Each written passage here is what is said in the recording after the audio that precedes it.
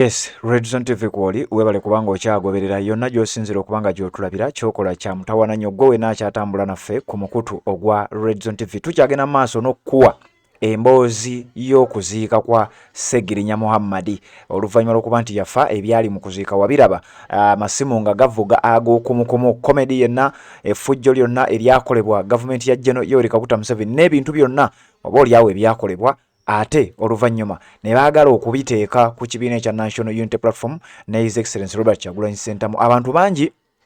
bakyayina ebibuuzo. Omulambo gwa Ssegirinya Muhammad bwe gwali guleeteddwa mu Parliament waliwo ebigambo ebyayogerwa era nga bino biri ku record. Ssegirinya ababaka ba Parliament beesonda buli omu emitwalo gyali asatu era nga baakola omugatte nga ssente zaali ziri mu miliyoni 1,3 wemba seerabidde wakati w'1,300 ne1,500 nga ssente zino zaasondebwa kubeera nga zigenda kuyamba ku famire ya Ssegirinya. So si mu kuziika wabula ne mu kuziika kigambibwa nti miliyoni 9 ze ssente ezaweebwa gavumenti ng'eziwa abakulu abakulemberwa Mathias Mpuuga n'akabinja ke babiri nga bategeka kye bayita state funeral. Bino nno nga byonna byali bigenderedde kubeera nga bateekawo embeera egezaako okulaba nti ekibiina ekya National Unity Platform tekibalyako sho nga bo bwe balinga balowooza. Kakati byagenda okuggwa ng'ate okuziika kwali kwakkaanyizibwako dda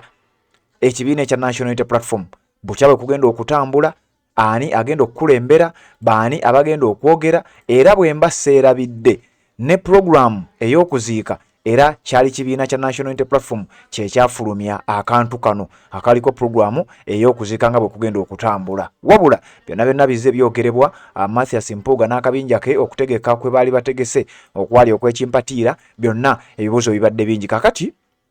oluvannyuma lw'omuvubuka oyo gw'olaba mu kifaananyi wano baali ku kisaawe ng'asisinkanye Mathias Mpuuga era nga pulaani zonna zaali zitandise okuba nga zigenda mu maaso ez'okulaba butya bwe bagenda okukyankalanya omukolo olwo, era nga kigambibwa nti oyo omuvubuka gw'olaba gwe bayita Kasagga mbu ne ssente ezaavanga ewa Anita Mongo zaatuukiranga ku ssimu y'oyo, ezimu naddala ezigambibwa okuba nti zajja luvannyuma ng'ekigendererwa kyakunafuya n'okubuzaabuza maama wa Ssegirinya abeere ng'akyusa ebigambo, era ebigambo byagenda okuvaayo nga biraga nti oba olyawo akasente baakasindika leeti nga maama yali yasazeewo dda. Wabula abamu ku bannankyukakyuka okusinziira ku katambi ke ngenda okukuwa balaze obwennyamivu era ne bategeeza nti abantu bwenna abakola obutambi nga mulumba maama wa Ssegirinya mumuleke kubanga era kyali kibaddewo si gwe gusoose. Bazze nga bakozesa abantu bangi ensobi ng'abantu bamaze okuba nga bafa embeera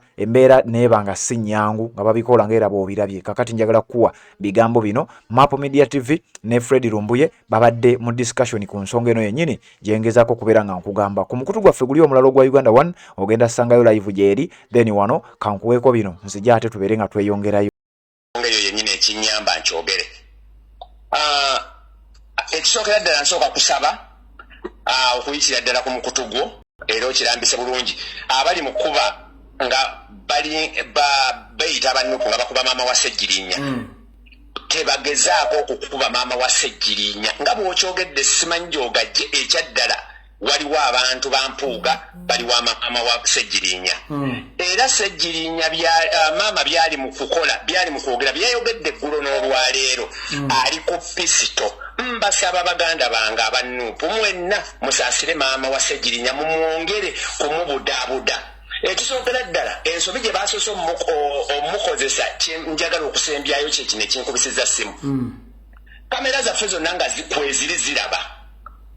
ssente za Parliament ze bagamba ze baalidde baziriddewa nga baawadde maama amabugo nga tuli ku kamera ng'ensi yonna eraba ezaavudde mu Parliament. Ekyebuuzibwa maama tebasoose mubuliifinga mukko katono oba ye teyasoose babuulira nti ssente bazimpeeredde ku kamera. Kyemwagala okugamba nti maama ssente Parliament ze yamuwadde nga tujjeko amabugo gonna agaamuweereddwa amalala. Kyemwagala okugamba nti maama amabugo ago ge baamuweeredde mu kamera wakati mu kwogera ng'omukolo gutandise obwetaaneetaano bando maama yabulidde kireekyo. Then nakola live enkeera ne mumukwata video nga talina wadde kyaliisa baana. Temusobola kulaba nti abawa maama amagezi sijja kukyogerera wano kubanga guno omukutu si gwange. Tolaba nti balina kye babulako mu bwongo obwabwe nti maama asobola okubulwa ekyokulya ne kale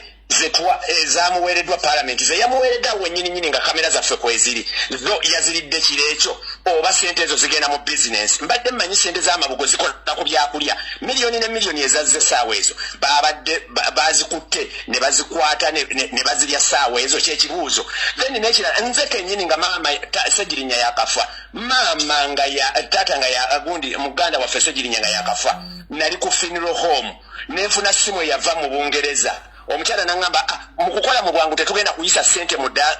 nupu chapter yaffe ya UK wabula twagala namba ya maama tusoke tumutereko sente tuli abakyala nga 10 twagala kuwa mukyala munnaffe saawa zino nga ndi ne maama nengende wa maama ne mukwata ka video nga bayinza okulowooza nti simu gyembawadde si yeyo nenkwata maama video ne mugamba waliwo abakyala bagenda okuwa amabuge saawa zino naye kamera some enamba yo nali ku mocha amini kugundi ku funeral home yennyini nagiwaayo ne bamuwaayo amabuga banupu naye ffe tetuli mu kusalira maama musango kubanga ye maama ebyaddala akimanyi nti bambi mukyala wattu afuna obuyambi ate tukyaliwo n'ekibiina kikyaliwo ate nnyo ng'abamaama b'abalala bwe tubabeereddewo naye balime mukozesa nsobi oba nabali abamukozesa ensobi kati kino nkyogedde nti baddeyo katambi balabeko ko ku mukolo nga parliament yeweera ddala ssente maama wa Ssegirinya bw'etaano bando nga bazisibye ziba zakola kireekyo nti talina kyakulya webale nnyo tica kale sebo ndoza mutegedde kati katugende wano mbagambye maama ali mu koodi ya Mpuuga n'Anita Amonge ne state okukola blackmail propaganda kati mumpulirize bulungi nnyo wano saagala mukube maama njagala buli akola video ng'onnyonnyola bulungi maama ng'omugamba bakwokyesa kubanga bo kye baagala kukola politics waabwe kavudde kwanjula katandise maama ndi wano okutegeeza nti buli member parliament atula mu kizimbe wadde watula mutabani wo yasonze sente era wagenza okugwako olunaku nga basonze miliyoni 16 ez'ensimbi za Uganda maama miliyoni 16 wazifunye ez'amabugo mama Seggi parliament yokka basonze miliyoni 16 ez'amabugo particularly nga gagenda wo ne family n'abaana ba Ssegirinya ago mabugo miliyoni 16 agonga mabugo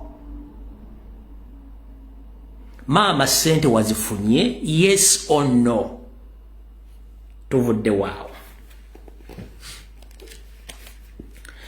parliament ngeyita mu mikwesese gyayo omuli ensimbi eziyamba bakulembeze abatula mu parliament eyo bwe babanga bafunye obuzibu naddala mu kufiirwa parliament etema omutemwa ogw'okuziika sente nezifuluma maama ne public mubadde mukimanyi nti parliament yayisiza miliyoni 900 million Ugandan shillings okuziika Ssegirinya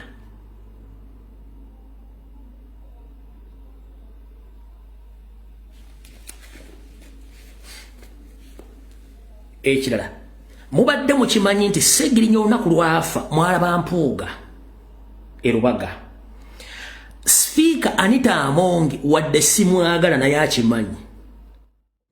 Assalamu alaikum wa rahmatullahi wa barakatuh. Amanya n'eddoboozi Haji Abdul omusomi w'eddua nkola ku nsonga ez'enjawulo emirimu nga gikutataganyeko ebyenfuna byo nga bidobonkanye ne oba oli bweru wa ggwanga emirimu gya kucankalanako jangu kusomere ku ddua okuvudda nedda eddua zaabaawo eddua zisomibwa omuntu n'oterezebwa mu mbeera yonna ebadde ekusibyeko akanyaga. Nina ekyoto kye nsobola okukumira wadde oli bweru wa ggwanga nga toli kumpi wano n'ofuna omukisa ogwo nawe n'osomerwako ku ddua nga nkuteddeko n'akabaani Allah ajja kusaasira ajja kwanukula. Kuba ku namba yange y'essimu 0752